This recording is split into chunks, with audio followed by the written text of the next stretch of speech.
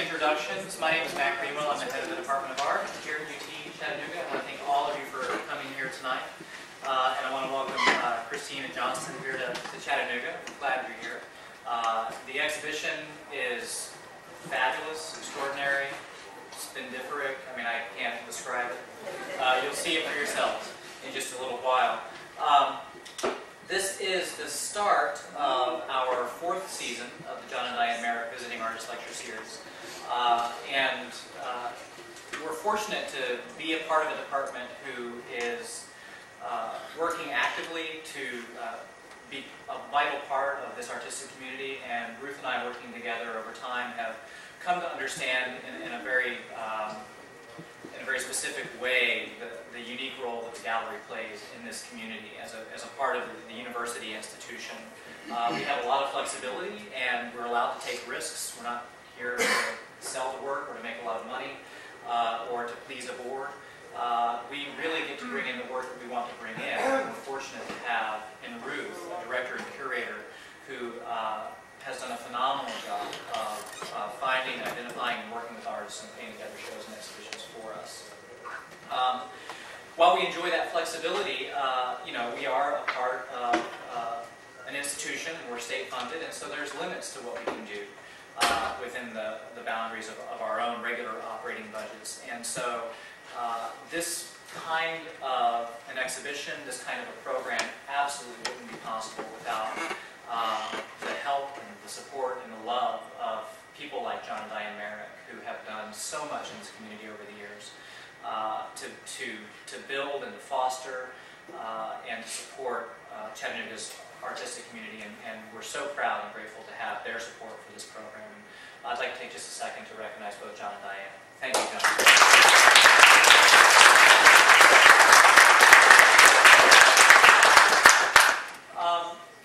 With that, I'll turn it over to the director and curator of the Cress Gallery of Art, Ruth Grover. She'll introduce the artists and maybe talk a little bit more about the series and the artist activities while they're here on campus.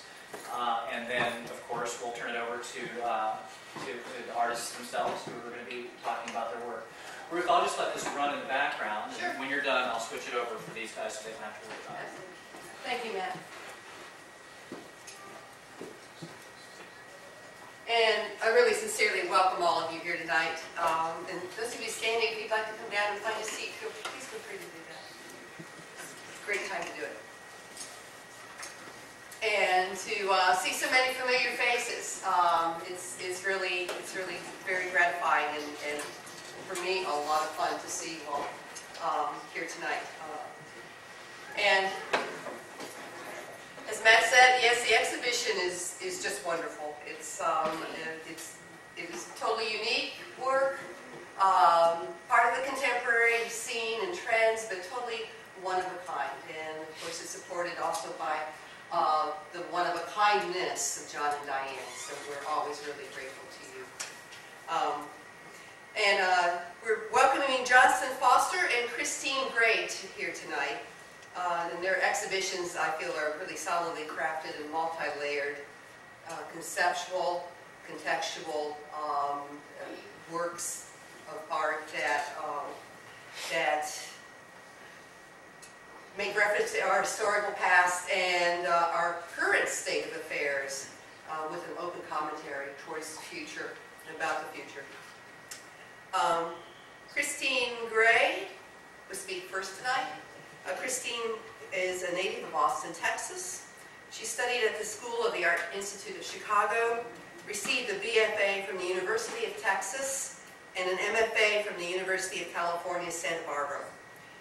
Recent awards include an upcoming Gentile Foundation residency in 2010.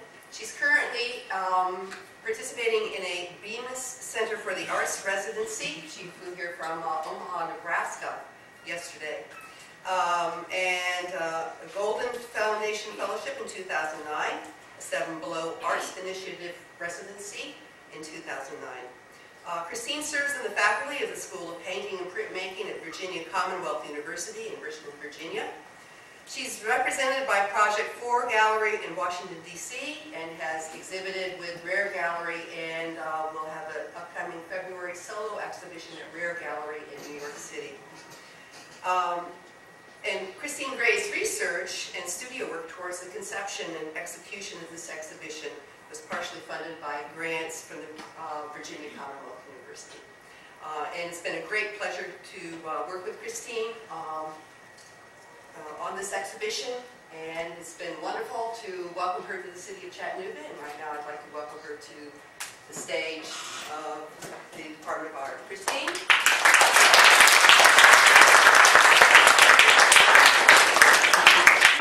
Hi. Well, before I get started, I just wanted to sincerely thank John and Diane Marek for their support of this exhibition and lecture series and allowing me to be here.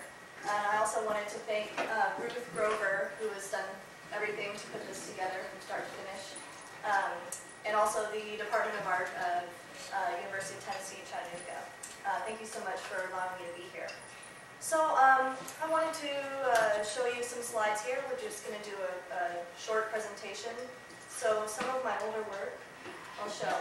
So my work sits at an intersection between still life painting, landscape painting, and abstraction. And some of my primary concerns stem out of the formal problems of image making and painting in the contemporary scene. And I focused on many aspects of how we represent nature to ourselves in painting. Some of these interests lie in the kind of shorthand that we make in order to translate the organic forms into easily interpreted, easily recognized manifestations of those. So I look at cartooning and video game representations of bushes, clouds, trees, and whatnot in an earlier body of work. This is from 2004. It's called Easter Bush Still Life. Skipping ahead, this is a painting from 2007 called Fruits of the Forest Crumble. And in this, I'm continuing with the investigation of how flattened synthetic forms are shorthand for the complex natural forms that we find in nature. I use saturated colors, overly simplified geometric forms to represent an idea of a tumbling cornucopia of fruits. This cornucopia is an icon throughout still life genre painting. And there are many other tropes from still life painting that I continue to examine throughout my practice. The use of geometry to describe organic forms, it provides us an easy relationship with nature. It gives us rationality and a lens by which we can see the totality of nature, or so we assume. So the geometric forms here, geometry is actually, probably a little bit more complicated than the average person understands. But when you say geometry, you think of what you took as a sophomore in high school, the platonic forms, the cone, the sphere, the cube. And through that lens, everything seems very tidily packaged. But the forces of nature and our relationship to it are much more complicated than that. So, as you can see from these pieces, I paint from models. I use models as a still life, as a stand-in for landscapes that I construct in the studio. I try to make these scenes become more complete through the painting process. There's always gaps in the models that are left to be figured out when I begin. This piece called Beaver Dam talks about the idea of construction, the idea of me as a builder in my own studio. I'm sort of a stand-in for a beaver building a dam. And I think about this analogy of trying to organize these unwieldy forces as both an analogy of the way that we try to use engineering and architecture to organize and deal with nature, and also as a painter trying to organize a lot of ideas, colors, and then the uncontrollable, seemingly uncontrollable viscosity of paint as it comes out straight onto the palette. So when I was working on this painting, or one thing that inspired it, I was in California. I was living in Santa Barbara, and in coastal California there had recently been a lot of mudslides where whole communities had been wiped out. And so these sandbags that were holding back flooding rains became a really important sign for me that there were a lot of situations where we were living out of step with the environment.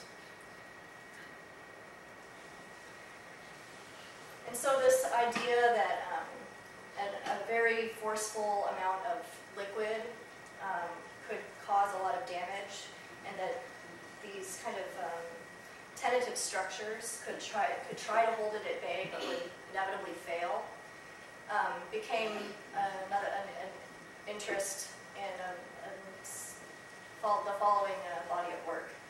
So this work thought more directly about what kind of analogy to the greater cultural context does this idea of the force of water or melting have on structure, those two things pitted against each other.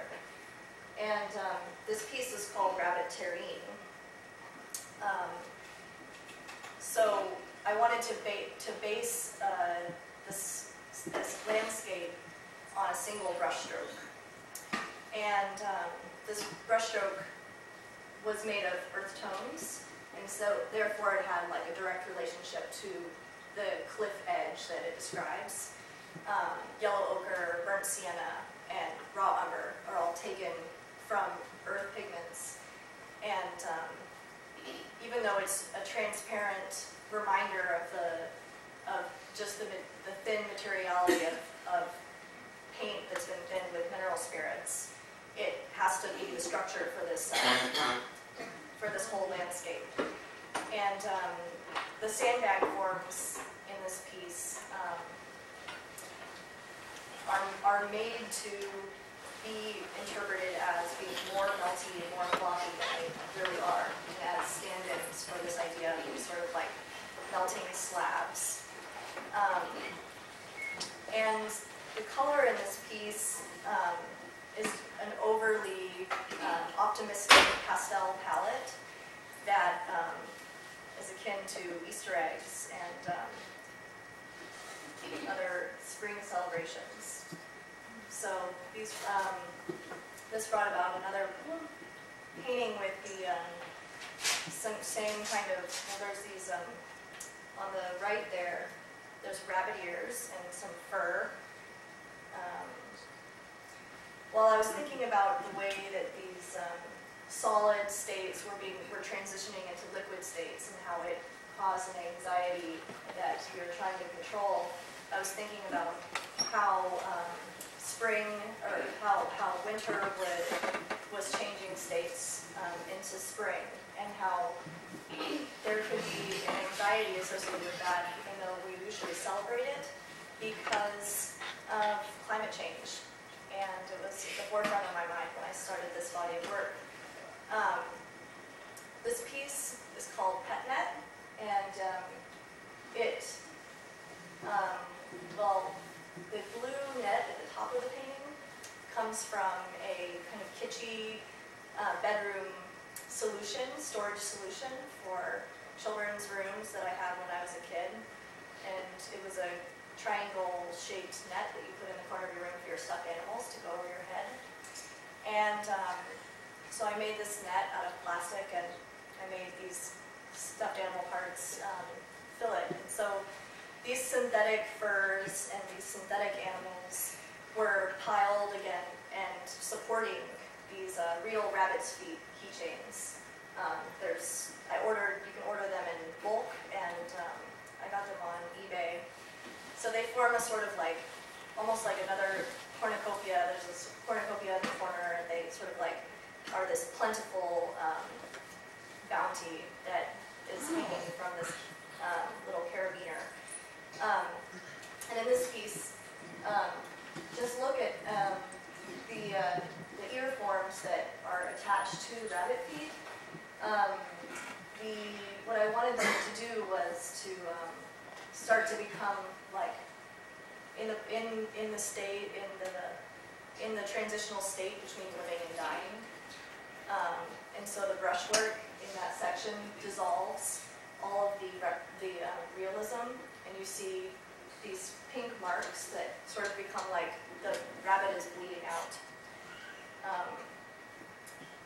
This kind of hanging dead animal piece is a genre of still life painting. These game paintings are ubiquitous throughout our history. This piece is by Chardin, and there's many examples of these dangling dead rabbits and pheasants, and they're meant to be trophies, and they're meant to signal that there's the leisure time to hunt, and that there's the bounty of food available, and they signal the wealth of their those who commissioned those paintings. And so I wanted PetNet to be sort of a fun play on that. So it keeps this painting to be really within the realm of like discussion of an art historical context of still life painting. And another impulse of mine is to take the work in a more narrative direction. And these empty landscapes that I've been setting up, I always thought of the viewer as the character who was there to activate them. They are very theatrical. I light them in my studio with lights, and I have a foreground, a middle ground, a background. And so I think of them as having a theatrical kind of space that's then activated by the viewer. So when there's a character actually in the piece, it becomes even more heavily involved in a narrative. This piece is called Oracle 4, and it's a piece about Groundhog Day. This cardboard groundhog is not being watched by the media, but still sees that spring is coming, although he's unaware of this because he can't see his shadow. The shadow is described by this dark area that has little paper flowers blooming in it. So, I don't know, this scene is just it's sad because the groundhog doesn't really even know that this change is about to occur. And these celebrations of winter, the snowflakes are kind of abandoned and they're melting away. And so you're sort of like left uncertain as to whether you're supposed to feel happy about the spring thaw. So that signaled the end of that body of work, and I took a summer trip to Zion National Park. I did a lot of interesting hikes and a little canyoneering while I was there, and Zion is a deeply spiritual place for many people, and so all of the mountains are named after spiritual figures. So I started thinking about this myth of going out, being a sort of like individual that goes out and tries to communicate with nature in a certain way, to tap into what is meaningful about life. So I started thinking about this sort of character that started taking on this journey. And this first piece was called Wandering Excavator. And I was thinking about the first step that this person might take as they went out into the desert and sort of arranged this anthropological dig. But instead of digging through the ground to find artifacts, they're sort of digging through this pile of fabrics that have different kind of cultural cues. Like some of the patterns seem kind of like, interior decorating kind of thing, and some of them seem kind of like fake Navajo, and some of them seem sort of like 50s housewife. But they all have elements of some kind of natural description, some kind of representation of nature, like the wood grain, flowers, and then these stripes that to me are sort of equivalent with striations and rock formation. And this like cordoning off of this dark hole space is opens up the possibility for something spectacular to happen, and something unknown that is not able to happen in the model. So here's the model of that. And to me, like, this model feels like a very pathetic pile of junk, things that don't go together, clashing fabrics, clashing colors. And the translation of that, here's a detail. I'm sorting through the information that I see, and I'm working with brushstrokes, I'm working with the impasto paint, working with changing color, changing space and shapes in order to get these things to sort of have smooth transitions and interpretations that feel like the idea in my head more than they look like the model that I make. That's something that people ask a lot, is about why I paint the models and don't just show the models, but because they feel like very dead and pathetic to me when I start with them. And when they're reinterpreted through paint, they start to have more life, they start to have more narrative, they start to have more meaning, and you can read into them what I have intended for them. So this next piece is called Sack Vest's Pageant Pose. And this is the first piece, or the only piece actually ever, that has a sort of absent human figure in it. And this costume is very nostalgic of elementary school Thanksgiving pageants. And when I was a kid, we did dress up like pilgrims and Indians by making these sack vests. And this vest is like decked out with like all the sort of like, with someone who's very like, you know, itinerant kind of nomadic shaman, and also like a PTA member at the same time. So I was thinking about like, what's the intersection between like Michael's crafting and, you know, like cutting like simple like hole punch, and then like this like spiritual journey, you know. So all these low materials are just trying to like aspire to be more. And in this piece, I also was really interested in how the thing was like held up, like all the ways that it was orchestrated. Because I think of myself like, again, as just like with the beaver, as this like architect, as this builder, as this person who orchestrates these experiences. In my studio, I'm trying to make them as real for myself as I can, because I don't have access to that real experience. And that's why, and I think that that's a common kind of reaction to people trying to figure out what their relationship to nature is. Like, I'm a suburban gal, and I grew up, you know, with like green lawns and, you know, playscapes and all that. And summer camp was pretty much the most out in the woods I'd ever been. So that's why these sort of jolted experiences of trying to make nature more real for myself by making it. You know, I'm making it by hand, and then I'm making it in the painting. So I wanted to bring out that idea of orchestration. So there's all these pulleys and ropes, and this system holds it all together, but with the cut of one rope, it would all fall apart. The other orchestrated experience is the Vista in the background that's like just made with a brush stroke, a really, really wide brush. And it looks like, you know, a sort of like vision of a canyon. So I started thinking about like having these visions of like natural vistas and of a national park, but having it happen like right in my studio in this banal space. And so this piece was another attempt to kind of explore that idea. So I had, kind of hard to see them, but I have this pile of boxes in my studio, and I kept realizing that all I was thinking about was like going out into the Southwest and going on a trek and all these kind of invented experiences.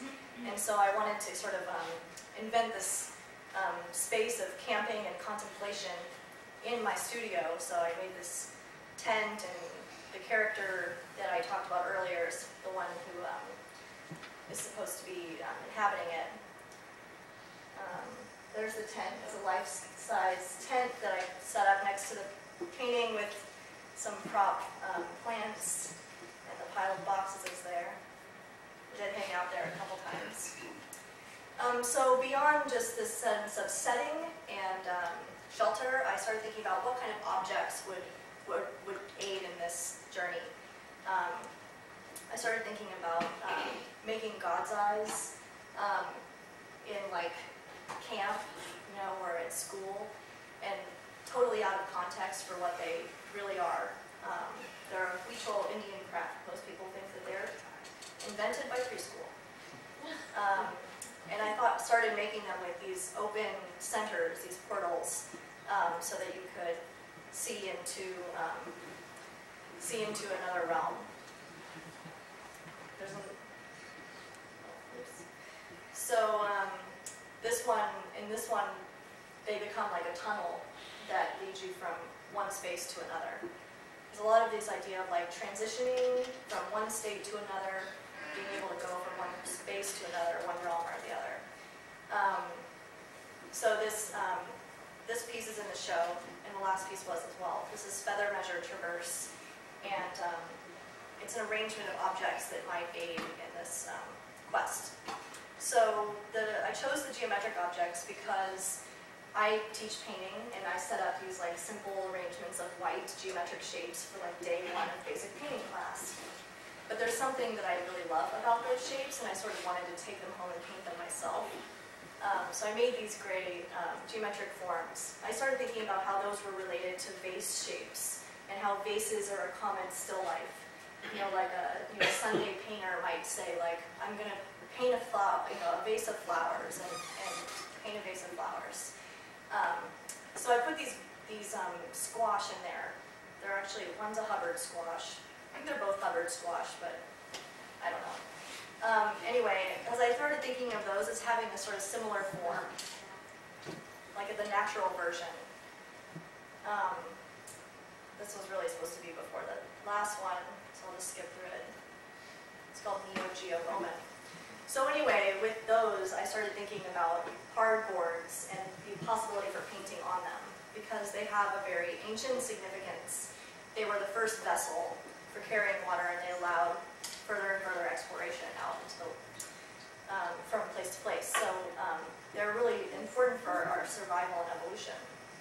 They also look like vases, so I think that when you look at them now, we don't think a gourd looks like a vase, but we think a vase looks like a gourd. And it is said that the forms for ceramic vases were based on gourds instead of the other way around. This one's called Urnclo. It's in the show. This one's called Trickle Trans. And so on gourds, I'm able to explore pattern, I'm able to explore imagery in a different way, and they feed back into the paintings.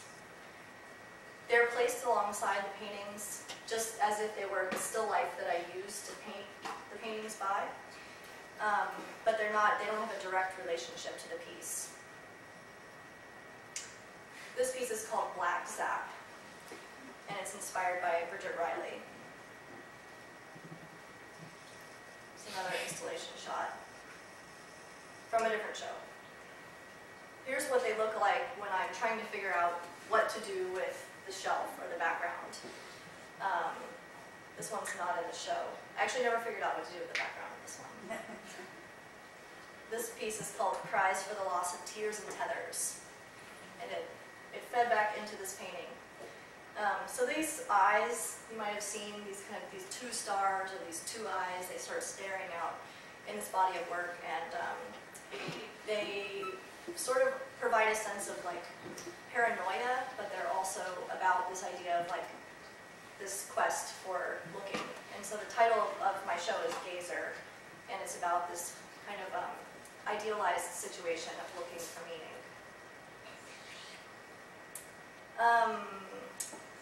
This piece in the show is called Glow Lure Tears for Moth Mass, and it's based on a episode from Planet Earth, the Caves episode, which I highly recommend.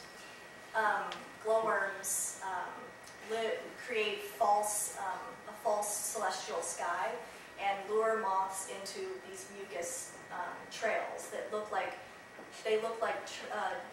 little strings of teardrops.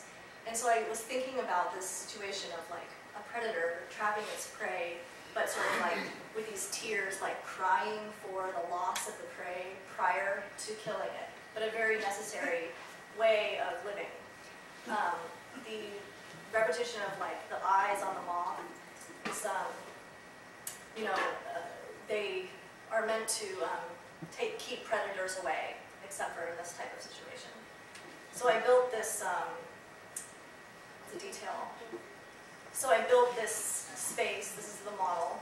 I built this bug ball and these hot glue teardrop trail shape things, and put this piece of wood in tension between two walls in my studio.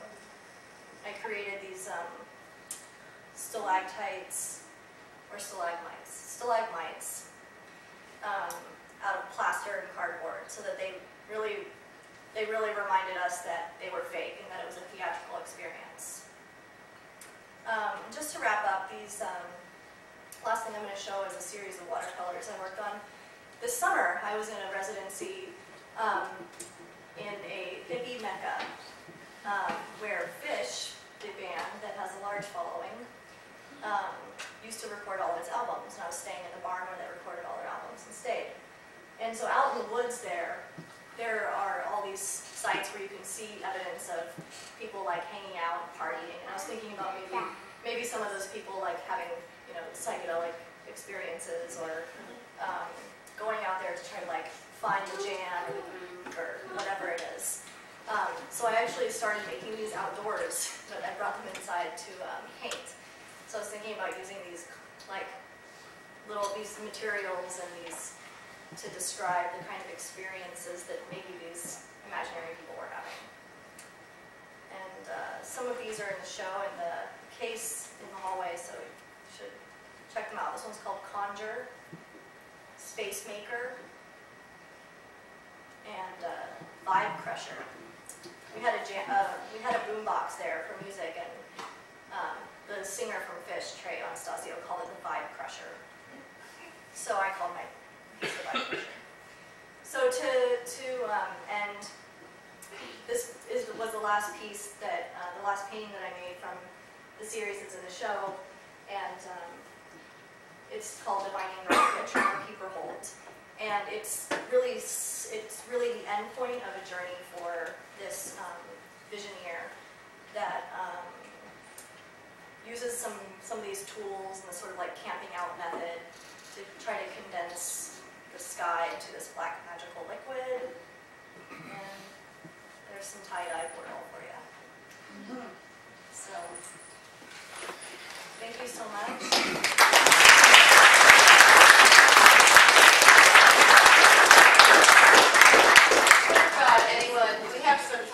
Afterwards, of course, we'll have a reception afterwards so we get a chance to talk with the artists. But are there any questions for Christine before we move on?